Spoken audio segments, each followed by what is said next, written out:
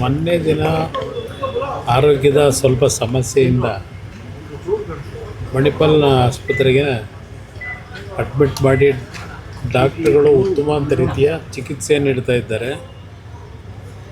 ಅವರು ಮೊದಲಿಂದಲೂ ವೈದ್ಯರ ಒಂದು ಚಿಕಿತ್ಸೆಗಳಿದ್ದರು. ಯಾವ ಒಂದು ದೇವರನ್ನ ನಂಬಿ ಬದುಕಿದ್ದಾರೆ,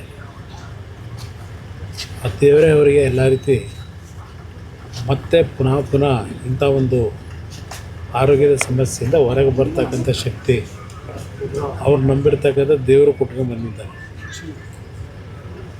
ಸುಮಾರು 25 ವರ್ಷಗಳ ಹಿಂದೆ ಯಾವೊಂದು ಆ್ಯಸಿಡ್ನ ಅಟ್ಯಾಕ್ನಲ್ಲಿ ಬದುಕಲಿಕ್ಕೆ ಸಾಧ್ಯ ಇಲ್ಲ ಅಂತಕ್ಕಂಥ ಸನ್ನಿವೇಶದಲ್ಲೂ ಅವ್ರು ನಂಬಿರ್ತಕ್ಕಂಥ ದೇವರು ಪ್ರತಿನಿತ್ಯ ದಿನಕ್ಕೆ 10 ಗಂಟೆ ಅವರ ದೇವರ ಕೋಣೆಯಲ್ಲಿ ಪೂಜೆ ಮಾಡ್ತಕ್ಕಂಥ ಅವರ ನಡವಳಿಕೆ ಏನಿದೆ, ಆ ದೇವರೇ ಅವ್ರನ್ನ ಕಾಪಾಡ್ತಕ್ಕಂಥದ್ದು.